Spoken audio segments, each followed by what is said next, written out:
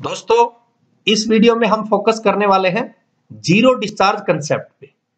Environmental studies में बहुत important topic है जीरो डिस्चार्ज कंसेप्ट। आज की लाइफ की बात करें तो हर एक कंट्री के लिए बहुत इंपॉर्टेंट टर्म हो गई है जीरो डिस्चार्ज, क्योंकि ऐसा कोई भी कंट्री नहीं है जहां से सॉलिड या लिक्विड टाइप के वेस्टेज ना निकलते हो। लेकिन काफी कंट्रीज ऐसी हैं जिन्होंने इस चीज पे स्पेशली फोकस किया और जीरो डिस्चार्ज कंसेप्ट को अडॉप्ट भी किया। इंडिया के बहुत से ऐसे शहर हैं जहां पे जीरो डिस्चार्ज कंसेप्ट को अडॉप्ट किया गया और लगातार इस चीज पे फोकस किया जा रहा है। तो ये जीरो डिस्चार्ज का मतलब क्या है? जीरो डिस्चार्ज का मतलब है कि वो जरूरत की चीजें हम एलिमिनेट कर दें, उन जरूरत की चीजों को हम निकाल लें सॉलिड और लिक्विड वेस्ट में से, जिनकी जरूरत है, जिनको आसानी से रिसाइकल किया जा सकता है और उनको आसानी से रीयूज किया जा सकता है। जैसे मैं अभी बात कर रहा था, बहुत से ऐसे कंट्री, हिंदुस्तान के बहुत से ऐसे शहर जहां पे अलग अलग कंटेनर्स रखे जाते हैं सॉलिड और लिक्विड वेस्ट के लिए, ताकि उनमें से सॉलिड पार्टिकल्स में जो सॉलिड वेस्ट है उसमें से जो जरूरत वाले सॉलिड पार्टिकल्स हैं उनको आसानी से निकाला जा सके और रीयूज किया जा सके। इसी प्रकार लिक्विड जो पार्टिकल है उसमें से भी, लिक्विड वेस्ट में से लिक्विड पार्टिकल्स को निकाला जा सके इजिली और दोबारा से उसको रीयूज किया जा सके, इससे प्रॉब्लम ना आए। पीपल्स यदि इन चीजों को फॉलो नहीं करते, मींस अलग अलग कंटेनर्स में नहीं डालते, जिन शहरों में ये टेक्नोलॉजी अडॉप्ट है, तो उन पे फिर फाइन लगा दिया जाता है या फिर उनको जेल में डाल दिया जाता है। तो ये बहुत अच्छी टेक्नोलॉजी है जीरो डिस्चार्ज, जिसको हमें यूज करना ही चाहिए।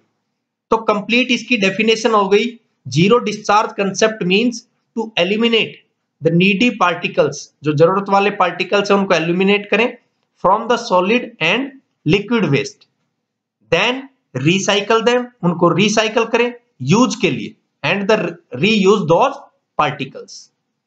दूसरे वर्ड्स में समझे तो जीरो डिस्चार्ज का मीनिंग है कि जो पोल्यूटेंट्स हैं, जो पोल्यूटेंट क्रिएट कर, जो पोल्यूशन क्रिएट करते हैं पार्टिकल्स, उन पोल्यूटेंट्स को मिनिमाइज किया जाए, कम से कम किया जाए। जैसे मान लीजिए कोई सॉलिड पार्टिकल्स हैं, वहां से हमें प्लास्टिक के कोई कंपोनेंट्स हैं जिनको आसानी से रीयूज किया जा सकता है, तो उन पार्टिकल्स को हम मिनिमाइज से मिनिमाइज करने की कोशिश करें।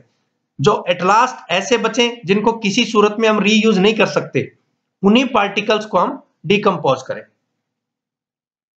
तो इसमें कहता है दूसरे वर्ड्स में कि जीरो डिस्चार्ज का मतलब है मिनिमाइज द पोल्यूटेंट्स और no discharge of pollutants into the environment, और जो पोल्यूटेंट्स है उनको डायरेक्टली हम एनवायरनमेंट में डिस्चार्ज ना करें, अदरवाइज कंप्लीट इकोसिस्टम खराब होगा, ह्यूमंस पे प्रॉब्लम क्रिएट करेगा, पेड़ पौधों पे प्रॉब्लम क्रिएट करेगा, पशु पक्षियों पे इसकी दिक्कतें आएंगी। तो इसलिए हमें जीरो डिस्चार्ज करना है। यहां पे एक छोटे से एग्जांपल्स में आपको बता देता हूं। जैसे सीवेज सिस्टम है, तो जब स्टार्टिंग में सीवेज सिस्टम शुरू हुआ था तो उस समय सीवेज का ट्रीटमेंट ना करके सीधा सीवेज में पानी भी जा रहा था, कोई लिक्विड सॉलिड पार्टिकल सब उसमें बहते हुए जा रहे थे। लेकिन जब ये प्रॉब्लम दिन ब दिन बढ़ती गई तो सीवेज ट्रीटमेंट का गवर्नमेंटों के द्वारा, अलग अलग सरकारों के द्वारा, अलग अलग देशों की अलग अलग सरकारों के द्वारा ये सीवेज ट्रीटमेंट का प्लान बनाया गया। सीवेज ट्रीटमेंट से मीनिंग क्या हुआ कि उसमें जैसे वाटर है तो वाटर को अलग किया जाए, उसको रीयूज करने की कोशिश की जाए, कोई सॉलिड पार्टिकल उसमें आ रहा है उसको रीयूज करने की कोशिश की जाए, कोई अदर पार्टिकल है जिसको आसानी से रीयूज किया जा सके तो उसको रीयूज करने की कोशिश की जाए। यही इस सिंपल से फिगर से आप समझ सकते हो कि सबसे पहले सीवेज सिस्टम है तो वहां से सीवेज का ट्रीटमेंट शुरू किया गया। सीवेज का ट्रीटमेंट किस प्रकार से शुरू हुआ, वहां से सेपरेट किए गए सॉलिड और लिक्विड पार्टिकल्स और फिर उनको रिसाइकल किया गया ताकि यूज के लिए वो आसान बन जाए, और फिर उन सब के बाद उनको रीयूज किया गया। तो ये एक आसान सा प्रोसीजर रहा कि रिसाइकल और रीयूज करने का। इस प्रकार से आज बहुत से ट्रीटमेंट्स हो रहे हैं। यहां पे इस फिगर से भी समझ सकते हैं, आज के दिन बात करें तो पानी एक सबसे बड़ी समस्या है। साफ पानी, शुद्ध पीने का पानी, ये एक बहुत बड़ी समस्या है। और रिसेंट टाइम में जैसे जैसे धीरे धीरे पानी का टीडीएस बढ़ता गया, तो पानी का जब टीडीएस बढ़ता गया तो उसके लिए हमने कुछ चीजें बनाई, उसके लिए हमने कुछ फिल्ट्रेशन प्रोसेस बनाए तो जैसे यहाँ पे आप समझ सकते हैं ग्राउंड का वाटर आया, मान लीजिए पहाड़ के नीचे से जो ग्राउंड का वाटर आ रहा है उसका कुछ टीडीएस हाई है, तो हम स्टोरेज टैंक में स्टोर करते हैं, जैसे घर की छत पे टंकी में स्टोर करते हैं, या हमारे पास कोई अंडरग्राउंड टैंक है तो उस टैंक में स्टोरेज करते हैं। फिर उसके बाद उस पर फिल्ट्रेशन का प्रोसेस करते हैं ताकि उस पानी के वाटर का टीडीएस जो उसको कम किया जा सके। फिल्ट्रेशन का प्रोसेस करने के बाद जो पानी एक्स्ट्रा वेस्ट बचा, उस वेस्ट वाटर को रीयूज करने की हम कोशिश करते हैं। रीयूज किस प्रकार से करते हैं? उस वेस्ट वाटर को हम आसानी से पेड़ पौधों में डाल के पेड़ पौधों को ग्रो कर सकते हैं और इस प्रकार पानी का भी यूज हो जाता है। तो ये बहुत बेस्ट मेथड है। बहुत से लोग ऐसे हैं जैसे उनके घर में आरओ है, रिवर्स ऑस्मोसिस है, फिल्ट्रेशन कोई प्रोसेस लगाया हुआ है, तो जो वेस्ट वाटर है वो एज ए अपने जो भी टैंक वगैरह, अपना जो भी सिंक वगैरह होता है, या कोई बात करें तो किसी भी प्रकार का जो वेस्ट करते जा रहे पानी को, तो वो वेस्ट ना करें। उस वेस्ट की बजाय उसको रीयूज करने की कोशिश करें। कोई उसके नीचे बाल्टी लगा दें, कोई और बकेट लगा दें और बाद में उसको पौधों में डाल दें, या कोई इस प्रकार से छोटी छोटी नालियां बना दे कि वो सीधा पानी पौधों में ही जाए। तो कहने का मतलब क्या है कि हमें कोई भी चीज वेस्ट कम से कम करनी है, उसमें से उसको जीरो डिस्चार्ज करना है, एनवायरमेंट में डायरेक्टली उसको जीरो डिस्चार्ज के रूप में हमें करना है, मोस्टली रीयूज करना है रिसाइकल करके। इसीलिए ये जो जीरो डिस्चार्ज कंसेप्ट है ये मेनली किन चीजों पे फोकस करती है, वो इंपॉर्टेंट पॉइंट्स मैंने आपके सामने यहाँ पे लिखे हैं।